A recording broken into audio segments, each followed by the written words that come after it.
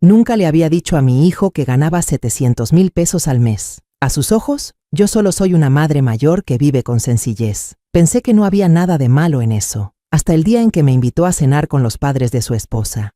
Quería saber si eran realmente sinceros, así que decidí ponerlos a prueba fingiendo ser una madre pobre.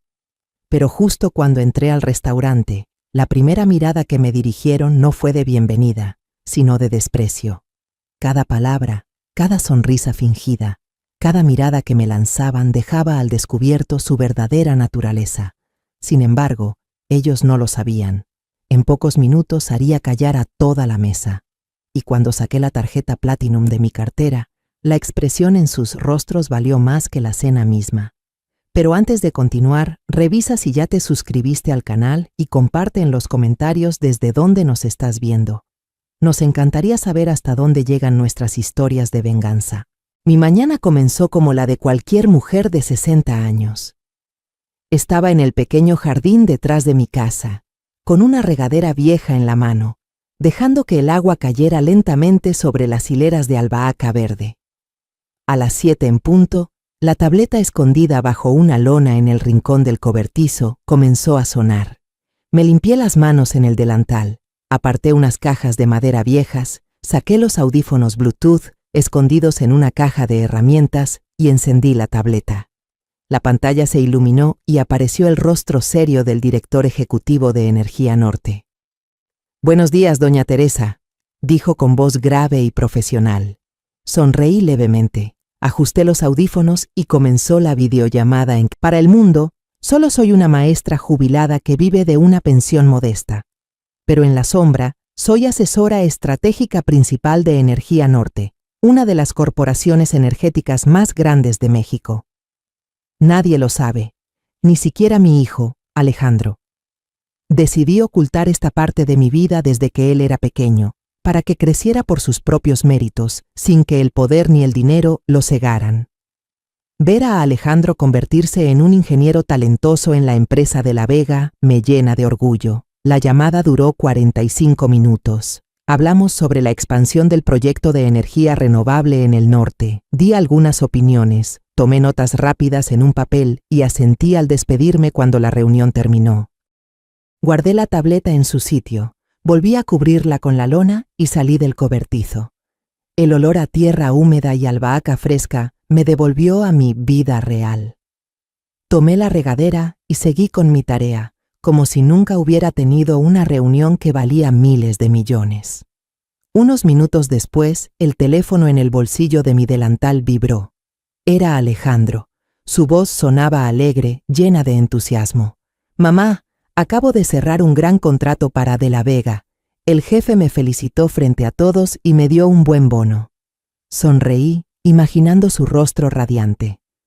«Muy bien hecho, hijo», le dije, intentando mantener la voz serena aunque el corazón se me llenaba de calor. Pero su tono... «Acaban de regresar de España y dicen que quieren hablar sobre la organización de la boda. Han reservado una cena en León este fin de semana, en el restaurante El Mirador. Mamá, ¿puedes venir?». Dejé de regar. Sentí una punzada en el pecho, seguida de un recuerdo incómodo. Recordé la primera vez que Valeria vino a casa, hace casi un año. Su Mercedes negro y reluciente se detuvo al inicio de la calle, destacando entre las casas de tejas rojas y paredes encaladas. Cuando Alejandro la trajo de la mano, le sonreí con calidez.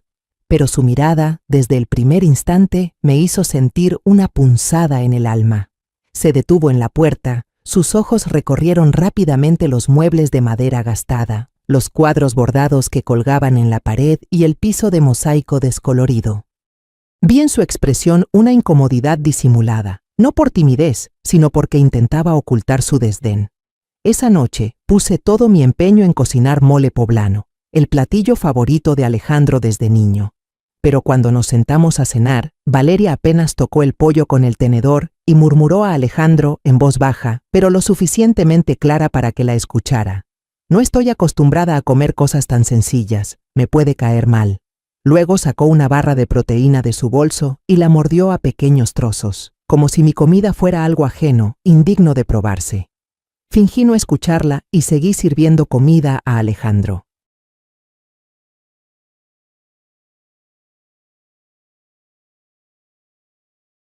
Después de cenar, cuando Valeria fue al baño, la vi por casualidad a través de la puerta entreabierta, echándose desinfectante de manos, aunque ya se las había lavado con mi jabón. Fue un gesto pequeño, pero se sintió como una aguja atravesándome el orgullo. No me enojé, solo me entristecí. Me dolió que mi futura nuera me viera como a una extraña, como si mi vida fuera algo de lo que debía mantener distancia. Valeria y Alejandro se casaron por lo civil hace 3 meses, pero la ceremonia formal aún no se ha celebrado porque los padres de Valeria estaban negociando un contrato en España. Ahora han vuelto y quieren conocerme. Me pregunto si la forma de ser de Valeria viene de su familia.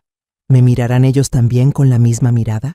Quiero saberlo, no solo porque quiero que mi hijo sea feliz, pero también necesito asegurarme de que se está uniendo a una familia que lo valore y que me respete a mí también. Colgué el teléfono y me dije que debía prepararme para esa cena, no solo para conocer a los padres de Valeria, sino para protegerme. Entré en la casa y subí al ático, donde un viejo baúl de madera descansaba silencioso en un rincón. Levanté la tapa y el olor a madera y tela antigua me envolvió. Dentro estaban los recuerdos de mi vida, una foto de Alejandro de niño, un pañuelo bordado con mi nombre y la ropa que usé en ocasiones especiales. Fui sacando cada cosa, sintiendo un nudo en el pecho al tocar el vestido floreado que llevé en la graduación universitaria de Alejandro. Ya estaba pasado de moda, la tela un poco desteñida. Tomé el vestido y acaricié suavemente la tela. Luego saqué mis viejos tacones, aquellos cuya suela había pegado varias veces con pegamento. Los miré y una idea cruzó por mi mente. Me los pondría para la reunión en León. No porque no tuviera algo mejor, sino porque quería ponerlos a prueba. Quería saber cómo me trataría la familia de la Vega al ver a la madre pobre de Alejandro. ¿Me recibirían con amabilidad o me mirarían igual que Valeria aquel día? El día acordado tomé un autobús interurbano hacia León. Cuando se detuvo en la terminal, bajé. Los tacones raspaban contra la acera ardiente. Decidí caminar casi 1 kilómetro hasta el restaurante El Mirador de León. Frente a la entrada, me detuve y respiré hondo. El letrero El Mirador de León brillaba con luces de neón, desprendiendo un aire de lujo reservado para gente como los de la Vega. El guardia de la puerta, con uniforme negro, me observó de arriba a abajo. En su mirada se notaba la desconfianza al ver mi vestido floreado y los zapatos gastados. Sonreí y pronuncié con claridad el nombre de la reserva: Arturo de la Vega. Frunció el ceño, pero al final abrió la puerta con tono algo forzado. «Pase, señora». Dentro, el aire acondicionado me golpeó el rostro y me hizo estremecer. Miré alrededor y encontré rápidamente su mesa en una esquina. Una botella de vino tinto brillaba bajo la lámpara. Don Arturo, el padre de Valeria, llevaba un traje gris perfectamente cortado. Doña Isabel, su madre, vestía un elegante vestido de seda azul y tenía su bolso Hermès colocado con cuidado al lado. Valeria estaba junto a Alejandro, con un vestido blanco ajustado y una sonrisa que parecía ensayada. Y Alejandro, con su traje azul marino, se levantó de inmediato al verme. «¡Mamá!», exclamó con entusiasmo, aunque noté un leve nerviosismo en su mirada. Avancé despacio, cuidando mis pasos. Don Arturo se levantó y me ofreció la mano con desgano, como por compromiso. «Señora Teresa, un placer conocerla», dijo con voz grave, sin calidez alguna. Doña Isabel apenas asintió. Sus ojos pasaron por mi bolso de tela y enseguida apartó la vista, como si no valiera la pena mirarlo más. Valeria mostró una sonrisa que solo podía describir como de fábrica, bonita pero helada. «Mamá, siéntese aquí», dijo Alejandro al jalarme la silla. Su mirada buscaba tranquilizarme, pero vi la tensión en la forma en que apretaba los puños. Cuando me senté, noté cómo doña Isabel apartaba su bolso Hermès, como si temiera que mi viejo bolso lo contaminara. Ese pequeño gesto me dolió, pero mantuve la sonrisa. El mesero, un joven con camisa blanca impecable, trajo los menús. Los demás pidieron rápido: filete de res Kobe, ensalada de salmón y una sopa cuyo nombre ya sonaba caro. Pasé las páginas, mis dedos rozando los precios, y al final pedí solo un vaso de agua y una ensalada. ¿Solo eso, señora? Alzó su copa, me miró y dijo en tono burlón: «Este vino es francés, algo fuerte, quizás no sea del gusto de la señora Teresa, ¿verdad?». Aunque sonó ligero, sus palabras fueron como una puñalada al orgullo. Sonreí y respondí: «Gracias, con agua estoy bien». Doña Isabel empezó a hablar sobre la boda, con una voz fluida, como si recitara un discurso preparado. Elegimos la iglesia de Santa María de Gracia, muy antigua y solemne. La recepción será en el Hotel Real de Guanajuato, no hay lugar más apropiado. El vestido de Valeria lo mandamos hacer a un diseñador famoso en España, hecho solo para ella. Hablaba sin pausa, como si presumiera una lista de logros. Se detuvo, bebió un sorbo de vino y concluyó: «El costo estimado es de unos 2 millones de pesos. Por supuesto, nuestra familia se encargará de todo». Su frase fue una forma elegante de decir que yo no tenía lugar en sus planes. Valeria intervino, poniendo su mano sobre la de Alejandro, con voz dulce pero mirada gélida. «La mamá de Alejandro es muy sencilla. Supongo que no podrá ayudar mucho económicamente, ¿verdad? Así que nosotros y mis padres cubriremos todo». Hizo una pausa, me miró fijamente y añadió: «Aunque si quiere contribuir con algo simbólico, quizá con las flores de las mesas, para que se vea más equilibrado entre las familias, estaría bien». Sus palabras fueron una bofetada invisible. Don Arturo y doña Isabel soltaron una carcajada al unísono. Miré a Alejandro, esperando que dijera algo, cualquier cosa en mi defensa.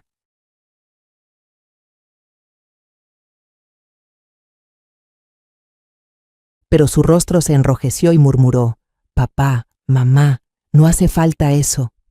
Su voz era débil, ahogada por las risas de don Arturo. Sentí el pecho apretarse. Alejandro no tuvo el valor de levantarse por mí. Don Arturo levantó su copa y me miró directamente, con una expresión de superioridad en los ojos. «Señora Teresa, sé que vivir en la jubilación no es fácil. Alejandro nos dijo que usted vive de su pensión. Debe de ser bastante difícil». Sacó su billetera, tomó una pluma Montblanc y una chequera del bolsillo interior de su saco, con movimientos lentos, casi teatrales. «Si lo necesita, puedo enviarle 15,000 pesos al mes para que viva más cómoda. Ya me había enfrentado a hombres arrogantes en salas de juntas, hombres que creían que el dinero podía comprarlo todo. Pero esta vez, lo que más me dolió no fue la ofensa de don Arturo, sino la mirada de Alejandro. Tenía la cabeza baja, sin atreverse a mirarme, como si se avergonzara de la existencia de su propia madre. Sonreí, la misma sonrisa que había practicado durante años en reuniones tensas. «Qué generosos son ustedes», dije con voz serena. El mesero comenzó a servir el plato principal. El mío era una pequeña ensalada que había pedido por cortesía. Los demás comían filetes de res Kobe. Don Arturo, con un cuchillo de plata reluciente en la mano, cortaba la carne mientras contaba su reciente viaje. Su voz resonaba con orgullo, describiendo con detalle cómo él y su grupo de amigos de la alta sociedad siguieron el rastro de un antílope en la sabana. «Tuvimos que alquilar un helicóptero. ¿Puede imaginarlo, señora Teresa? El costo de ese viaje bastaría para comprar una casa en el campo». Rió con fuerza, como si contara un chiste, pero su mirada hacia mí estaba llena de sarcasmo. Doña Isabel intervino, con una voz elegante pero fría. Levantó la muñeca, dejando ver un reloj Rolex brillante, y suspiró con dramatismo. «La semana pasada, en Milán, rayé un poco este reloj. ¡Qué molestia! Tuve que enviarlo a reparar hasta Suiza».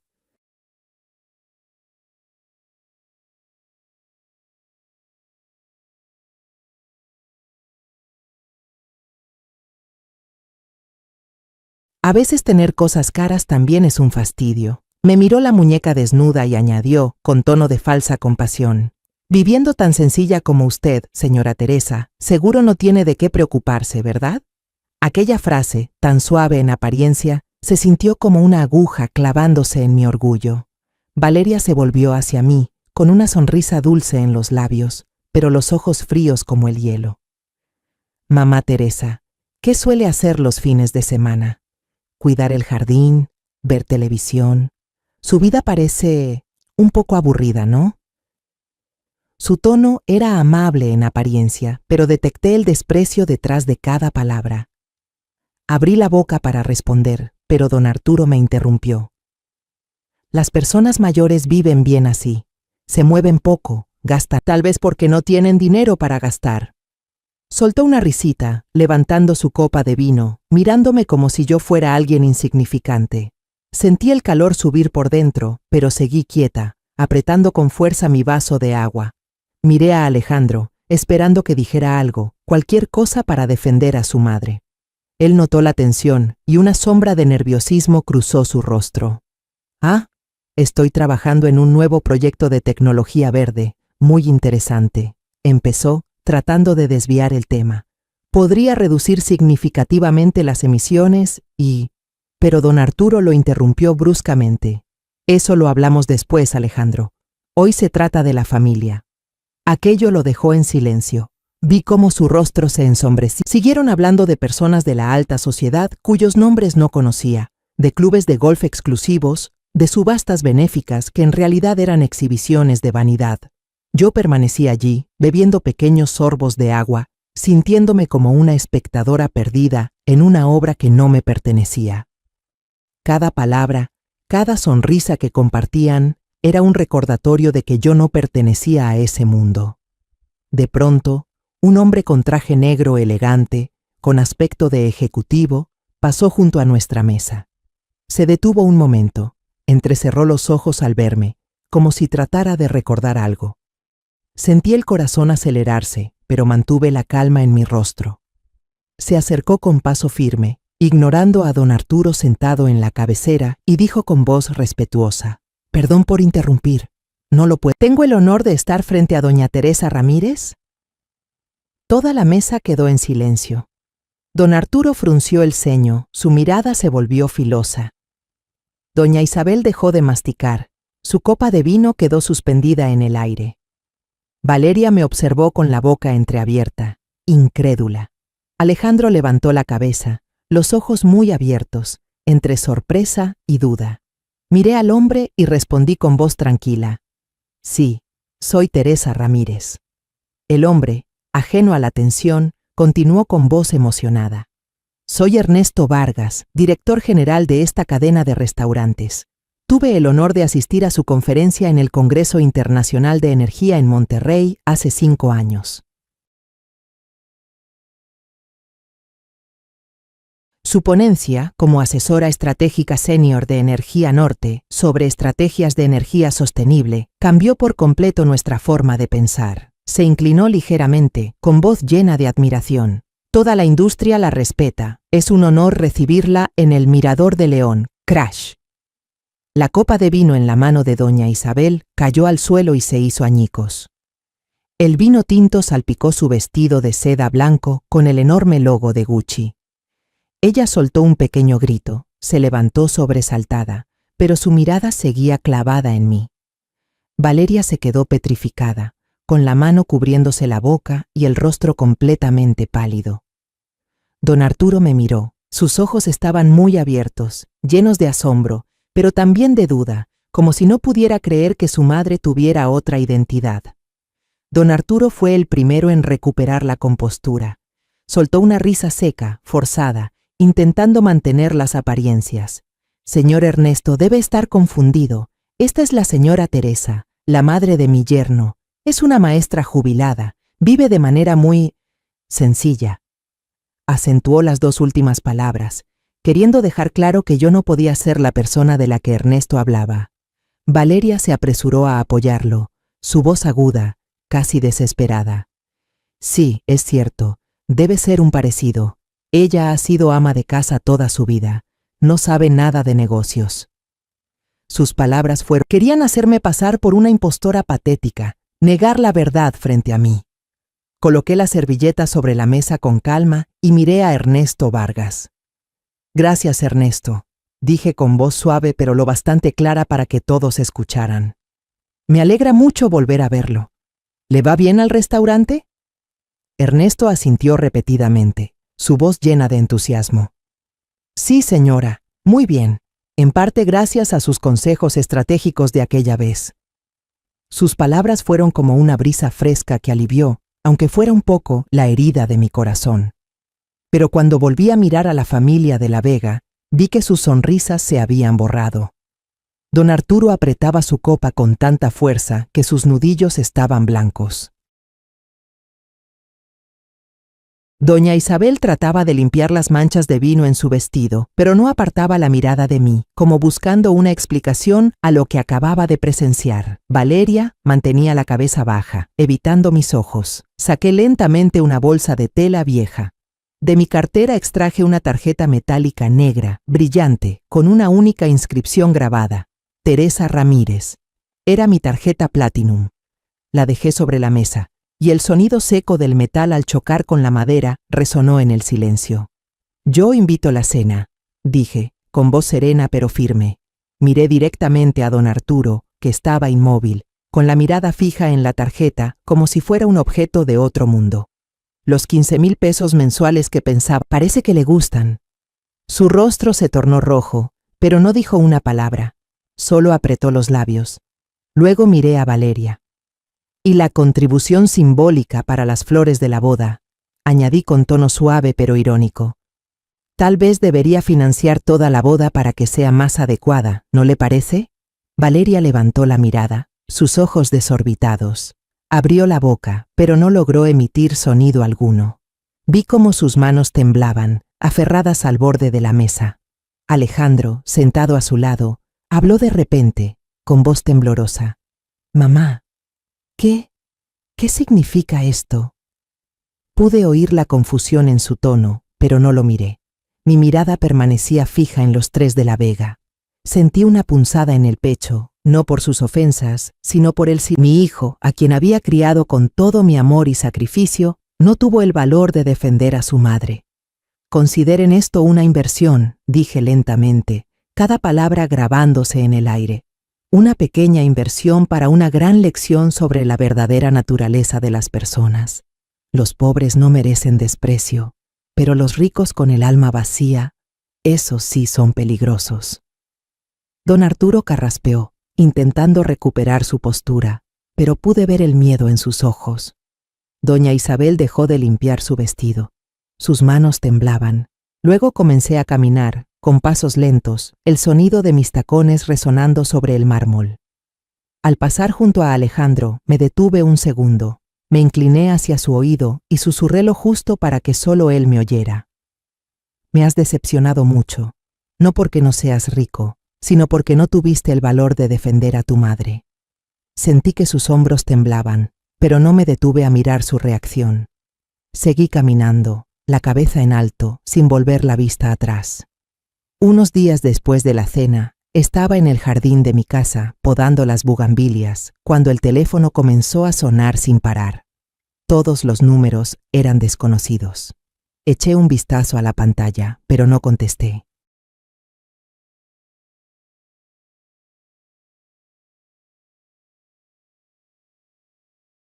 Nunca he tenido la costumbre de responder llamadas de origen dudoso, sobre todo cuando mi intuición me dice que no traen nada bueno. Mientras seguía concentrada en las flores, escuché pasos apresurados desde la entrada. Doña Carmen, mi vecina amable que vive frente a mi casa, corrió hacia mí con el rostro lleno de espanto. «Teresa, mire esto», gritó, levantando su teléfono con la pantalla encendida. «¿Por qué hay fotos suyas en las noticias?» Dejé las tijeras a un lado, tomé el teléfono de Carmen y de inmediato me llamaban una viuda pobre, una mujer ambiciosa que había montado una elaborada farsa para que su hijo ascendiera de clase mediante su matrimonio con Valeria. El artículo citaba a una fuente cercana que aseguraba que yo había presumido en voz alta durante la cena, mostrando una tarjeta de crédito falsa para pagar la cuenta, pero que el restaurante la había rechazado. Cada palabra estaba tejida con cuidado para hacerme ver como una impostora despreciable. Junto al texto había fotos tomadas en secreto, yo escogiendo verduras en el mercado con un manojo de cilantro barato, comiendo gorditas en un puesto callejero con una blusa vieja, y otra donde cosía un delantal en el patio. Reconocí de inmediato que esas imágenes habían sido tomadas en los últimos días. Me habían estado siguiendo. Le devolví el teléfono a doña Carmen, intentando mantener la voz serena. Gracias, Carmen, me encargaré de esto. No me enfadé por las calumnias. Ya estaba acostumbrada a la dureza del mundo. El teléfono volvió a vibrar. Esta vez era Alejandro. Respiré hondo y contesté. Su voz, al otro lado de la línea, sonaba confundida, casi desesperada. «Mamá, ¿ya viste las noticias?», dijo, con un tono quebrado. «El director me llamó. Dicen que soy cómplice suya, que sabía que usted engañó a la familia de la Vega. Me despidieron, mamá. Valeria también escribió. Dice que cancelará la boda».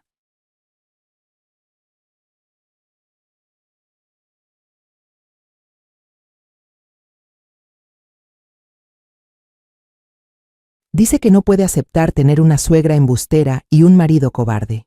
Escuché el dolor y la confusión en su voz, pero lo que más me hirió fue su última pregunta, cuando hizo una pausa y, con voz temblorosa, preguntó: «Mamá, ¿qué significa todo esto? ¿De verdad trabaja en Energía Norte? ¿O lo que dicen los periódicos es cierto?». Esa pregunta fue como una daga afilada que se hundió en mi corazón. Alejandro, el hijo al que crié con todo mi amor, ahora dudaba de mí. Respiré hondo, procurando que mi voz no temblara. «Alejandro», dije despacio pero con firmeza, «si tengo que demostrarte quién soy con pruebas, significa que nunca me has conocido de verdad». Colgué antes de que respondiera. No estaba enojada con él, pero sentí un vacío profundo, como si todos los años dedicados a vivir por él se hubieran vuelto inútiles. Entré en la casa y me senté en la vieja silla de madera del salón. El silencio era absoluto, solo se oía el tic-tac del reloj de pared. Encendí la tableta y revisé los portales de noticias. La tormenta mediática había estallado, más rápido de lo que imaginé. Decenas de artículos comenzaron a replicar la historia del primer tabloide, cada uno añadiendo detalles nuevos para hacerme parecer aún más despreciable. Uno me llamaba anciana ambiciosa. Otro inventaba que me habían expulsado de la universidad por hacer trampa. Esa tarde, abrí la tableta para ver una conferencia de prensa en vivo.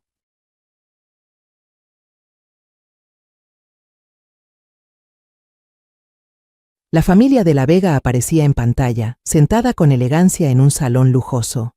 Don Arturo, con su traje gris, parecía una víctima compungida. Su voz temblaba al hablar de la traición que yo había cometido. Doña Isabel, a su lado, se secaba las lágrimas con un pañuelo de seda, como si hubiera perdido todo en la vida. Pero quien más llamó mi atención fue Valeria. Llevaba un vestido blanco impecable, los ojos enrojecidos, llorando frente a las cámaras. «Estoy conmocionada y profundamente herida», decía entre sollozos. «No puedo creer que la mujer a quien consideraba una madre haya montado un engaño tan cruel. Solo quería una familia feliz, pero todo se ha destruido». Apagué la tableta. La tormenta ya había llegado, pero no tenía miedo. He sobrevivido a demasiadas pruebas como para derrumbarme por unas mentiras. Sabía que había llegado el momento de reconstruir mi muralla. No perdí tiempo en lamentarme. Subí las escaleras y abrí el armario cerrado con llave que Alejandro nunca había visto. Dentro no había vestidos floreados ni delantales gastados.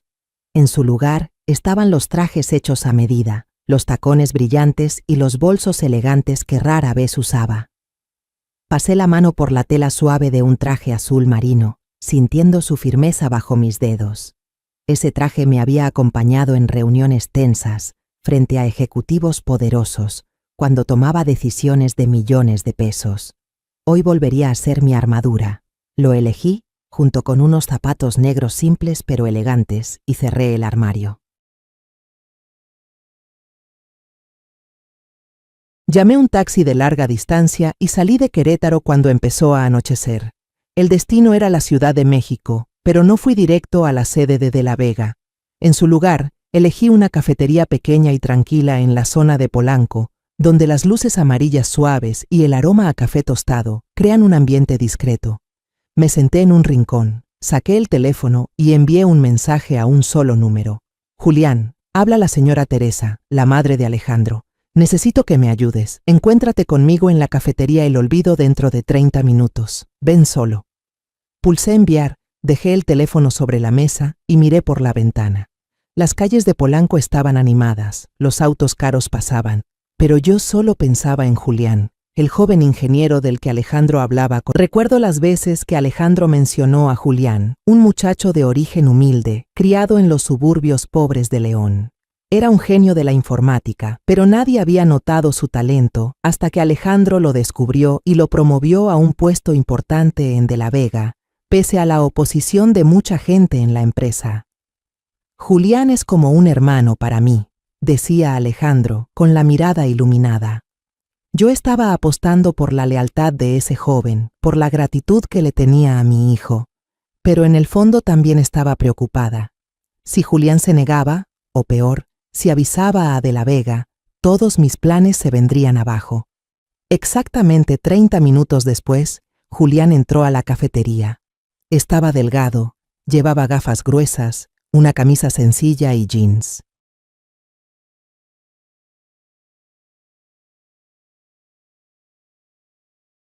Sus ojos mostraban preocupación, pero también una determinación que reconocí al instante.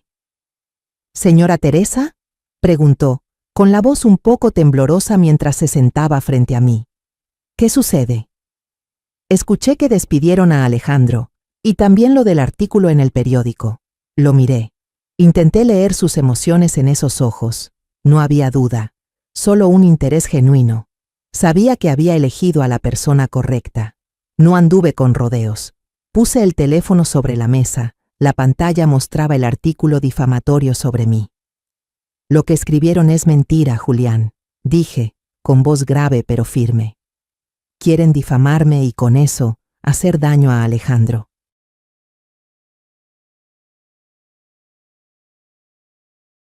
Necesito pruebas de que Valeria pagó al periodista para que escribiera ese artículo. Julián miró la pantalla, frunció el ceño y apretó la mano en un puño. «Alejandro me trató como a un hermano», dijo con emoción. «Cuando nadie creía en mí, él me defendió. Nunca olvidaré lo que hizo por mí». «Señora Teresa, la ayudaré». Sentí algo de alivio, como si una piedra se hubiera quitado del pecho. Saqué de mi bolso una pequeña USB, bien cifrada. «Esto es un software de seguimiento que escribí yo misma», dije, empujándole el USB. «Puede rastrear transacciones y comunicaciones sospechosas dentro del sistema interno de La Vega. ¿Puedes instalarlo en su sistema?». Julián tomó el USB, lo giró entre los... «Su sistema de seguridad es muy fuerte», dijo en tono pensativo. «Pero conozco algunas vulnerabilidades. Será difícil, pero no imposible». Lo miré. Sentí la determinación en cada palabra suya, pero también percibí el peligro de aquello. «Julián», dije, poniendo la mano sobre su hombro, «esto es muy arriesgado. Si te descubren puedes perder el trabajo, incluso enfrentar demandas. ¿Estás seguro?». Alzó la vista con una mirada firme y sin dudar. «Cuando Alejandro me ascendió, en el departamento se burlaban de mí porque solo tenía un título de un colegio comunitario. Me llamaban el pibe del campo. Pero él salió en mi defensa. Dijo que el talento no está en los títulos».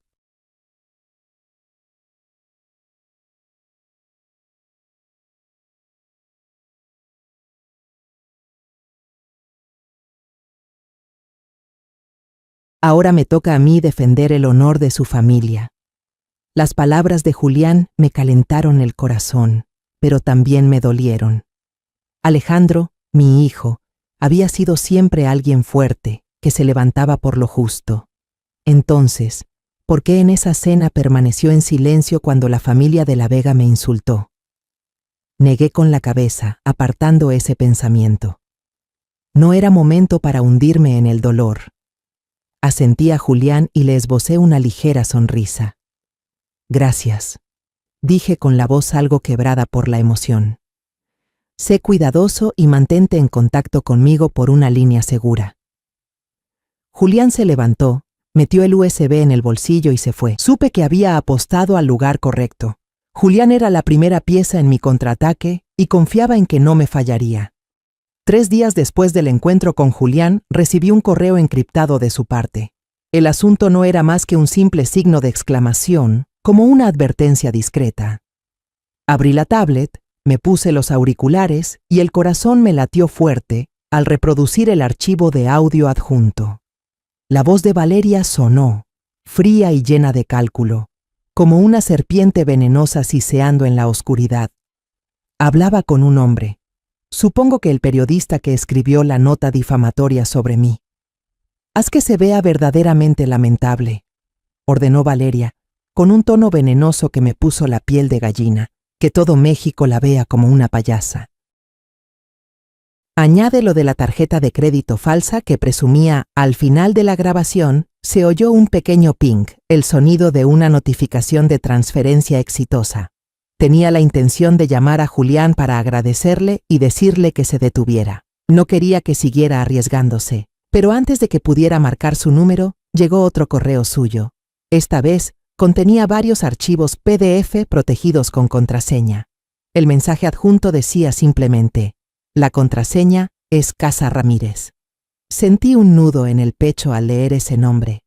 Era el sueño de Alejandro, el nombre que me contó con entusiasmo cuando era joven, que algún día abriría su propia empresa y la llamaría Casa Ramírez para honrar a nuestra familia.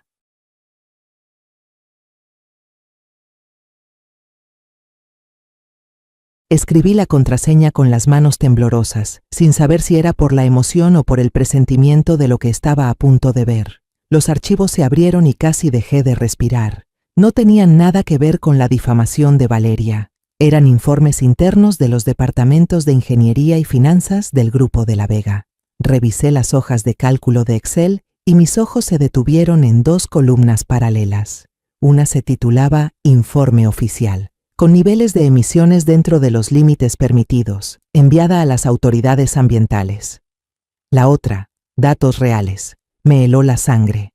Las emisiones eran 3 o 4 veces superiores al máximo. En uno de ellos, él escribió: reducir los costos de tratamiento de residuos a cualquier precio. Si es necesario, ajusten la tecnología para pasar las inspecciones sorpresa. Imaginé el río junto a la planta, de donde los habitantes del pueblo solían sacar agua, ahora envenenado por desechos industriales sin tratar. Sentí hervir la sangre, no solo por la mentira, sino por su crueldad. El último archivo me dejó sin aliento. Era un plan detallado titulado Proyecto de Colaboración Estratégica, EN. Energía Norte, la misma empresa para la que trabajo. La familia de la Vega planeaba convertirse en proveedor. Mientras tanto, estaban envenenando toda una región, destruyendo el medio ambiente que mis colegas y yo habíamos dedicado la vida a proteger. Llamé de inmediato a Julián por una línea segura. Julián, estas cosas, ¿cómo las conseguiste?, pregunté, con la voz ronca por la tensión. Del otro lado, su tono era de preocupación, pero también de determinación. Después de obtener la grabación de Valeria, noté algo extraño en el flujo de datos internos de la Vega. Seguí la pista y encontré un servidor oculto, muy bien encubierto. Todo esto estaba allí. Hizo una pausa y luego añadió, con voz más baja: Doña Teresa, son demonios disfrazados de empresarios exitosos. Sus palabras fueron como una sacudida. Miré por la ventana. La luna y esto ya superaba cualquier conflicto personal con los de la Vega. No se trataba solo de mi honor ni de salvar a Alejandro. Era por la gente inocente, por el río que se moría, por la responsabilidad que llevaba como asesora estratégica de Energía Norte. Respiré hondo, tratando de mantener la calma. Julián, dije, ¿cuándo será la ceremonia de firma con Energía Norte? En 2 semanas, en el auditorio principal de Energía Norte, respondió de inmediato. Se están preparando a fondo, quieren causar una gran impresión. Asentí, aunque no pudiera verme. 2 semanas. No era mucho tiempo, pero suficiente para preparar un plan. El escenario que la familia de la Vega tanto ansiaba se convertiría, irónicamente, en el lugar donde enfrentarían la verdad. Gracias, Julián, dije con firmeza.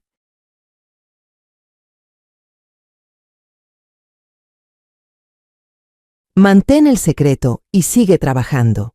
Vamos a desenmascararlos. Durante las 2 semanas siguientes, desde que recibí los documentos de Julián, trabajamos casi sin descanso. De día, yo seguía siendo la anciana jardinera, regando las plantas, podando las bugambilias, sonriendo a la vecina doña Carmen como si nada pasara. Pero cuando caía la noche, volvía a ser Teresa Ramírez, asesora estratégica senior de Energía Norte, analizando con precisión cada documento que Julián enviaba y organizándolos en una presentación irrefutable. Cada número, cada correo, cada evidencia era revisada con cuidado. Sabía que un solo error podía derrumbar todo el plan.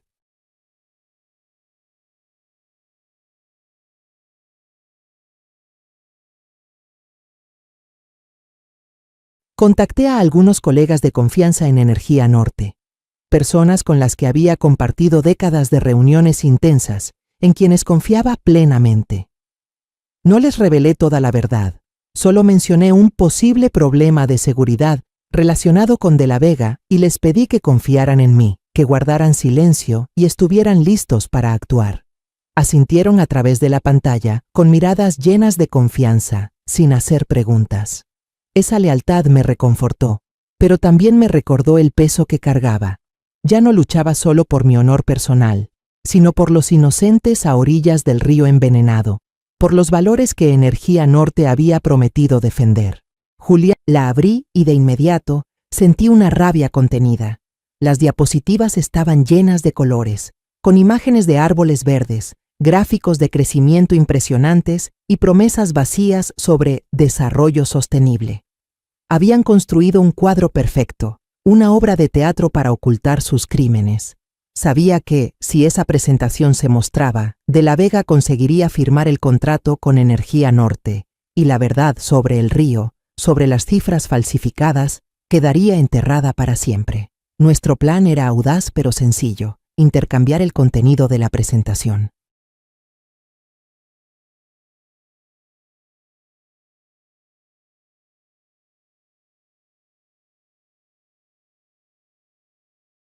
Pasé horas editando todas las pruebas, diapositivas que comparaban las cifras falsas y las reales de emisiones, con los números verdaderos marcados en rojo intenso. Fragmentos de correos electrónicos con instrucciones de don Arturo resaltados para que nadie pudiera ignorarlos, y un diagrama del flujo de dinero ilegal que mostraba claramente cómo De la Vega había reducido los costos de tratamiento de residuos para maximizar las ganancias.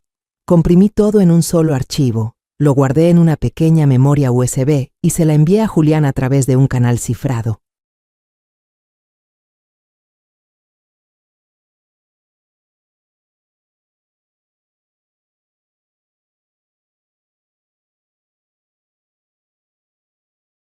Cada paso estaba calculado con cuidado, pero sabía que la prueba más grande aún estaba por venir: cómo cambiar la memoria USB.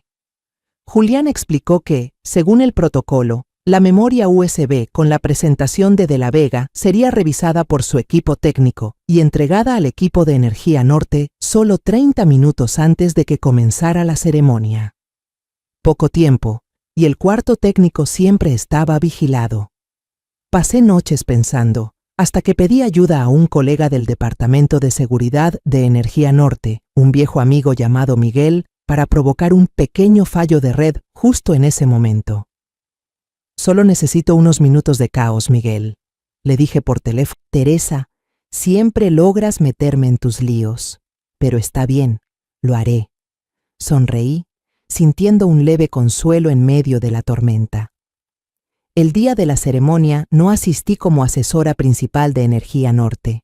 En lugar de eso, me puse un uniforme de servicio: camisa blanca, pantalón negro y una gorra que cubría casi todo mi rostro.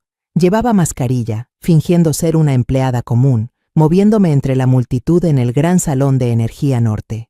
Nadie me reconoció, nadie notó a la mujer mayor empujando un carrito de bebidas en un rincón. Me quedé entre bastidores, observando todo, con el corazón acelerado pero la mente fría. El salón estaba decorado. Don Arturo y doña Isabel se sentaban en primera fila, con expresiones de confianza, como si ya tuvieran asegurada la victoria. Valeria estaba de pie a su lado, con un vestido blanco brillante, una sonrisa perfecta, como una actriz en el escenario. Vi a Julián entrar con el equipo de la Vega. Llevaba un traje ajustado, parecía más maduro de lo que recordaba, pero en sus ojos noté la preocupación, aunque trataba de mantener la calma. Apreté el teléfono en mi bolsillo, esperando la señal. A las 10 en punto, el teléfono vibró. Un mensaje de Miguel. El fallo ha comenzado. Desde lejos, escuché la falsa alarma sonar en la sala técnica, acompañada de pasos apresurados y gritos nerviosos. Revisen el sistema ahora. En ese instante de caos, supe que Julián estaba actuando. Solo tenía unos segundos para sacar la memoria USB de la Vega y conectar la nuestra. Me quedé inmóvil, casi sin respirar, con la vista fija en la entrada de la sala técnica. Minutos después, Julián salió, pasando cerca de donde yo estaba. Asintió levemente, un gesto discreto pero suficiente para que entendiera. El plan había funcionado. La memoria USB del destino estaba en el proyector. Me retiré más hacia la oscuridad del escenario, esperando que comenzara el gran acto. El salón estaba lleno. Inversores con trajes costosos, socios internacionales con miradas expectantes y decenas de periodistas de los principales medios, con cámaras listas. En la primera fila, la familia de la Vega irradiaba poder y orgullo.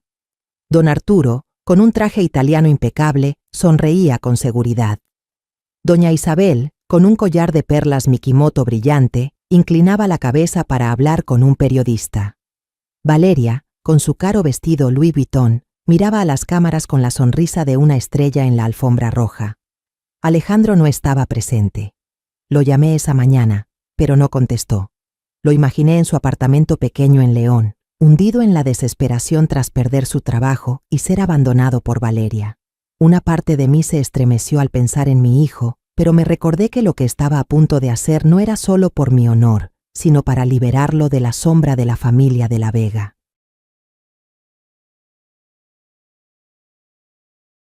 El director ejecutivo de Energía Norte, Carlos, mi socio de negocios y amigo de 20 años, subió al escenario para dar el discurso de apertura.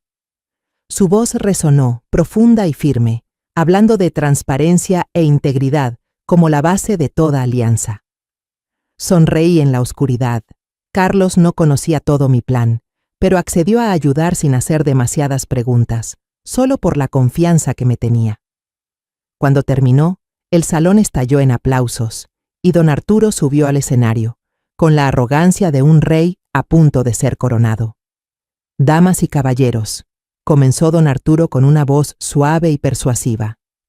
El Grupo de la Vega se enorgullece de presentar una visión verde para el futuro, con tecnologías innovadoras que protegen. Estamos comprometidos con un mundo sostenible y con la responsabilidad social. Hizo una pausa, sonrió y señaló la gran pantalla detrás de él. Y para demostrar lo que digo, los invito a ver los logros que hemos alcanzado. La pantalla se iluminó. Contuve la respiración, el corazón me latía con fuerza en el pecho. Pero en lugar del brillante logo de la Vega o imágenes de árboles verdes como esperaban, la primera diapositiva mostraba el título en rojo intenso que yo había preparado. La verdad sobre las prácticas sucias de la Vega. Todo el salón quedó en silencio, como si el aire se hubiera evaporado. Don Arturo se quedó petrificado, el discurso atascado en su garganta. Su rostro pasó de la confianza. En la primera fila, las sonrisas de Valeria y doña Isabel se congelaron, como estatuas de hielo. Don Arturo balbuceó frente al micrófono, con la voz temblorosa. Ha habido un error técnico. Se volvió hacia atrás, haciendo gestos desesperados al equipo técnico. Apaguen el proyector, ahora mismo. Pero ya era demasiado tarde. La siguiente diapositiva cambió automáticamente, mostrando una tabla comparativa de emisiones. La columna real, en rojo brillante, 4 veces más alta que el límite permitido, junto a la columna informe falso, enviada a las autoridades ambientales. Luego aparecieron los correos electrónicos firmados por don Arturo, resaltados. Reducir los costos de tratamiento de residuos a toda costa. Los murmullos en el salón se transformaron rápidamente en exclamaciones de asombro. Las cámaras comenzaron a destellar sin parar, como relámpagos en medio de una tormenta. Doña Isabel soltó un grito ahogado, llevó su mano con perlas a la boca y abrió los ojos de par en par. Valeria, pálida como el papel, bajó la cabeza tratando de escapar de las miradas que caían sobre ella. Vi a don Arturo tambalearse, aferrándose al atril para no caer. Salí desde detrás del escenario, quitándome lentamente la gorra y la mascarilla. Las luces me cegaban, ardientes, pero no di un paso atrás. Caminé directo hacia don Arturo. Le quité el micrófono de la mano mientras él me miraba horrorizado. «Buenas tardes a todos», dije con voz firme, resonante, afilada como una navaja. «Soy Teresa Ramírez, asesora estratégica senior de Energía Norte, y estas son las pruebas que demuestran por qué jamás colaboraremos con una organización tan corrupta y sin ética como el Grupo de la Vega». El público volvió a murmurar, pero esta vez con asombro y admiración. Vi a Carlos, el director ejecutivo, subir al escenario. Puso su mano en mi hombro y mirando al Energía Norte exigirá una investigación completa sobre las actividades contaminantes del Grupo de la Vega. No toleramos la mentira ni la irresponsabilidad. Miré hacia la primera fila y encontré las miradas aterradas de la familia de la Vega. Don Arturo estaba a punto de derrumbarse, su rostro gris como ceniza. Doña Isabel abrazaba a Valeria, ambas temblando, como si su mundo perfecto se hubiera derrumbado. No sentí alegría, solo una profunda sensación de alivio. Las cifras falsas, los correos manipulados, los ríos envenenados, todo estaba finalmente a la luz, sin posibilidad de esconderse.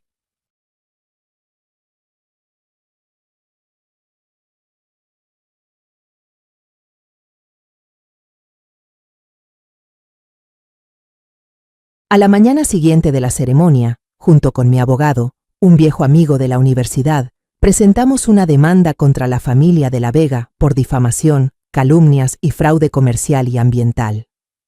La prensa explotó. Los mismos titulares que antes me difamaban ahora cambiaron completamente. El giro del siglo, la asesora senior que desenmascaró al imperio de la Vega. Escribió un periódico importante. Otro me llamó la heroína del medio ambiente, mostrando mi foto en el escenario, iluminada por las luces. 3 semanas después, el tribunal dictó sentencia. Gané el caso. La familia de la Vega fue multada con 2 millones de pesos por difamación. Una cifra irónica, exactamente igual al costo del fastuoso matrimonio de Valeria. Pero eso fue solo el comienzo. La nueva marca de moda de Valeria fue duramente boicoteada en las redes sociales. Las publicaciones se viralizaron acusándola de mentirosa y falsa. Las tiendas devolvieron los productos, los contratos publicitarios fueron cancelados.